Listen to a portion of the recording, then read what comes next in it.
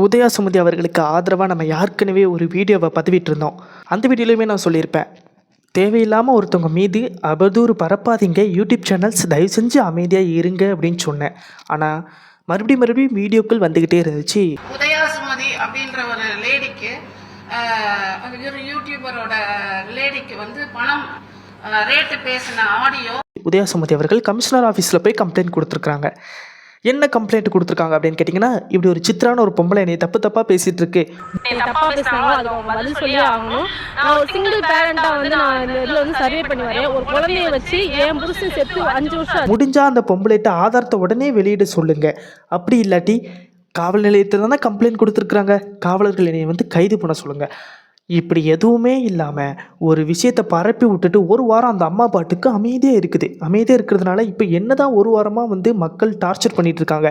என்ன உதயா சுமதி, உங்களை நல்லவங்க நினச்சோமே, இப்படி பண்ணிட்டீங்களே அப்படிங்கிற மாதிரி சொல்லும் பொழுது எனக்கே வருத்தமாக இருக்குது. என்னுடைய பேரே இந்த பொம்பளை கெடுத்துருக்கு. இந்த பொம்பளையால் முடிஞ்சால் ஒரு ஆதாரத்தை, அப்படியும் உதயா சுமதி அவ்வளோ பணிவாகவும் மரியாதையுடனும் பேசியிருக்காங்க அப்படின்னு நினைக்கும் போது அவங்களுடைய கேரக்டர் எப்படி இருக்குன்ட்டு நீங்கள் புரிஞ்சுக்கிடணும். ஒழுங்கு மரியாதை அந்த அம்மாவுடைய ஆதாரங்கள் எல்லாம் வெளியிட சொல்லுங்கள். இல்லாட்டி என்னோடக்கு ஏற்பட்டு இருக்கிற இப்படி பேரை கெடுத்து வச்சுருக்காங்க வெளியே, இதுக்கு என்ன அந்த அம்மா பதில் சொல்லும் அப்படிங்கிற மாதிரியான கேள்விகளை தான் உதயா சுமதி அவர்கள் வச்சுருக்குறாங்க. இப்போ ரீசெண்டாக அவங்க சொல்லியிருந்தாங்க, நான் கமிஷனர் ஆஃபீஸ் போய் கம்ப்ளைண்ட் பண்ணிட்டேன், சில யூடியூப் சேனல்கள் மீது மான நஷ்டஈடு வழக்கு போட்டிருக்கேன் அப்படிங்கிற மாதிரியும் சொல்கிறாங்க.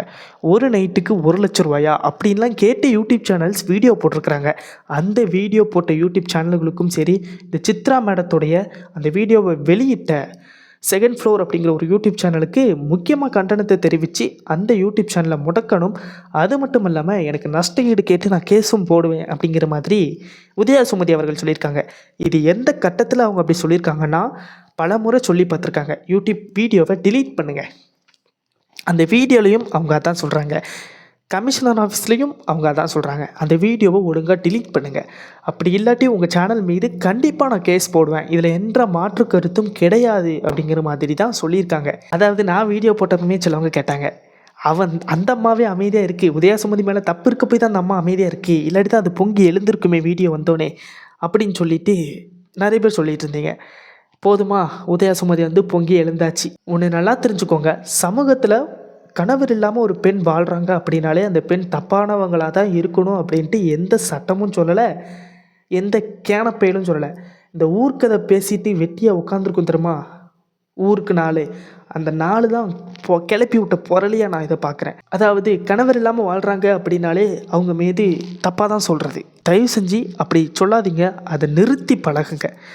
கணவர் இல்லாமையும் அவ்வளோ கஷ்டப்பட்டு உழைச்சி சொந்த காலில் 5 வருஷமாக நிற்கிறேன் அப்படின்ட்டு உதயா சுமதி அவர்கள் சொல்லும் பொழுதே எனக்கு அப்படியே சிங்கப்பெண்ணே அந்த ஃபீலிங்கில் உண்மையிலே இருந்துச்சு. கணவர் இறந்தப்பமே கணவரை பற்றி இப்படி பாட்டு படிக்க, கணவர் இல்லாமல் யாரை பார்த்து படிக்க அப்படின்லாம் நிறைய கேள்விகளை கேட்டிருக்காங்க. அதெல்லாம் நான் கடந்து தான் வந்திருக்கேன்.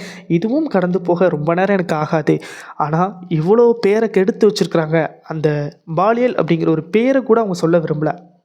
அதுக்கே அவங்களுக்கு அருவருப்பாக இருக்க பட்சத்தில் அவங்க இந்த தப்பு பண்ணியிருப்பாங்கன்ட்டு எனக்கு சத்தியமாக தோணவே கிடையாது. போன வீடியோலேயே நான் சொல்லிட்டேன், ஆனால் இந்த வீடியோவில் அந்த டவுட்டு ஃபுல்லாகவே கிளியர் ஆகிடுச்சு. தேவையில்லாமல் யூடியூப் சேனல்ஸ் ரூமர்ஸ் கிளப்பாதீங்க. நீங்கள் இப்படி கிளப்புறதுனால உண்மையாலாம் ஒருத்தர் வீடியோ போட்டுட்டு மாத்திரமா அந்த உண்மையாக வீடியோ போடுறவனுடைய வீடியோவே அங்கே மதிப்பிலேருந்து போயிடுது. ஏன்னா யூடியூப் வீடியோனாலே பொய் தான் சொல்லுவாங்க, பொய் தான் பேசுவாங்க அப்படிங்கிற ஒரு பின்பத்தை க்ரியேட் பண்ணி வச்சுருக்கீங்க நிறைய பேர், நிறைய யூடியூப் சேனல்ஸ். ஒன்லி நெகட்டிவாக போட்டால் மட்டும்தான் போகும், இல்லாட்டி போகாது அப்படிங்கிற மாதிரியான மைண்ட் செட்டுமே நிறைய யூடியூப் சேனல் ஹெட்டுக்கும் யூடியூப் சேனலுக்கும் இருக்குது அப்படிங்கிறத நான் தெரிவித்துக்கொள்ள விரும்புகிறேன். அது மட்டும் இல்லாமல் உதயா சுமதி அவர்கள் மேலும் ஸ்ட்ராங்காக இருக்கணும், அந்த சித்ரா மேடத்தை சும்மா விடவே கூடாது அப்படின்ட்டு நான் கேட்டுக்கிறேன். ஏன்னா அந்த மேடம் யூடியூப்பில் பிரபலமாகணும் அப்படின்னு கூட இந்த வேலையை பண்ணிடலாம். இப்போ ஒரு வாரம் ட்ரெண்டிங் யாருன்னு பார்த்தீங்கன்னா அந்த மேடம் தான். ஏன்னா இவ்வளோ பெரிய புகாரை அசால்ட்டாக வச்சுட்டு போது, புகார் வச்சவங்க எல்லாருமே ஓரளவு ஃபேமில் இருக்கிறவங்க அப்படிங்கும்போது ரொம்பவே ட்ரெண்ட் ஆகுது. ட்ரெண்ட் ஆகி தானே ஆகணும், ஏன்னா நம்ம மக்கள் அப்படி. அதுவும் பாலியல் நியூஸ் அப்படிங்கும்போது ரொம்ப ட்ரெண்ட் ஆகுது. இதுக்காக கூட அந்த அம்மா பண்ணிக்கலாம் அப்படின்ட்டு தோணுது. இது உண்மைனா ஆதாரத்தை வெளியிடுங்க. பொது வழியில் ஆதாரத்தை வெளியிட விருப்பம் இல்லாட்டி, இந்த அம்மா இப்படி பேசியிருக்கு, உதயா சுமதி இப்படி பேசியிருக்கு, ஆனால் உதயா சுமதி வீடியோ என்கிட்ட இருக்குது பாருங்கள், அந்த அம்மா பேசின ஆடியோ என்கிட்ட இருக்குது பாருங்கள் அப்படின்னு சொல்லிட்டு சித்ரா மேடம் போய் கம்ப்ளைண்ட் கொடுத்த ஸ்டேஷனில் இந்த அம்மா உடனே அரெஸ்ட் பண்ணுங்கள் உதயா சுமதியை அப்படின்னு சொல்லி அரெஸ்ட் பண்ண வைக்க முடியுமா நான் கேட்க?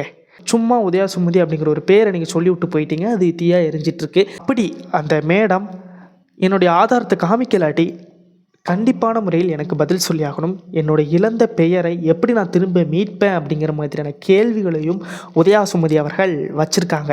நல்லா யோசிச்சு பாருங்க, கஷ்டப்பட்டு ஒருத்தன் வாழ்ந்து வந்துட்டுருக்கான், ஈஸியாக ஒருத்தன் வந்து அவனை தட்டி விட்டு போயிட்டே இருக்கான், அதை எல்லோரும் மக்கள் நம்பிட்டு போயிட்டே இருக்காங்க. அப்படிங்கும்போது யாருக்கு தான் வருத்தமாக இருக்காது? எல்லாருக்கும் அப்படி தான் இருக்கும். ஸோ இந்த வீடியோவில் மூலமாக தெரிவித்துக் கொள்வது, யூடியூபர்ஸ் ரூமர்ஸ் கிளப்பாதீங்க. ரூமர்ஸ் கிளப்புற யூடியூபர்ஸை தயவு செஞ்சு நம்பாதீங்க. அந்த வீடியோக்கு பிளாக் பண்ணுங்க. அதைத்தான் நான் மறுபடியும் சொல்லுவேன். ஓகே, உதயா சுமதி அவர்கள் சரியான நேரத்தில் வாய் திறந்திருக்காங்க அப்படின்ட்டு நான் சொல்லிக்கொண்டு இந்த வீடியோ முடிச்சுக்கிறேன். இதே மாதிரி நிறைய வீடியோஸ் பார்க்கணுன்னா நம்ம சேனலை சப்ஸ்கிரைப் செய்து வச்சுக்கொள்ளுங்கள். அடுத்த வீடியோவில் நான் உங்களை சந்திக்கிறேன். டாடா, பாய் பாய்.